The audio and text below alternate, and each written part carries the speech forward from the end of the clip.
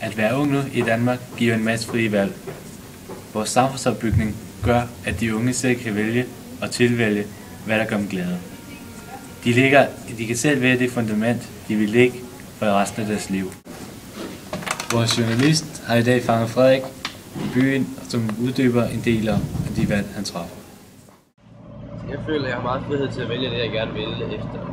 For eksempel folkeskolen, så har jeg selv valgt, at jeg gerne vil gå videre på en højere handelsuddannelse på HX, på gymnasium, jeg selv har valgt hernede i Rønde.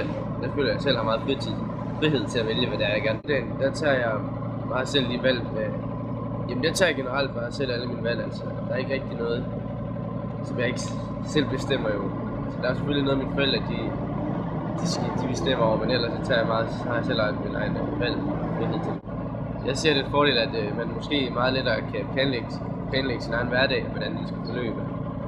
Altså min indflydelse på min valg, det er jo selvfølgelig om det valg, jeg nu tager, om det er godt for mig. Det skal du helst gerne være, og der skal være jeg skal få noget positivt ud af det. Så det er nok det. Det danske samfund gør, at unge mennesker selv kan vælge deres fremtid, hvor at samfundet lægger op til, at de selv kan vælge, hvad der gør dem glade. For eksempel kan de selv vælge en bil, de vil have.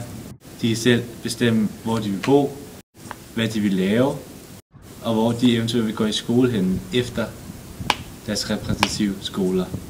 Generelt viser det sig, at de unges frie valg gør de unge mennesker mere glade, da de selv kan vælge at træffe de valg, som de har lyst til, og ikke som de skal.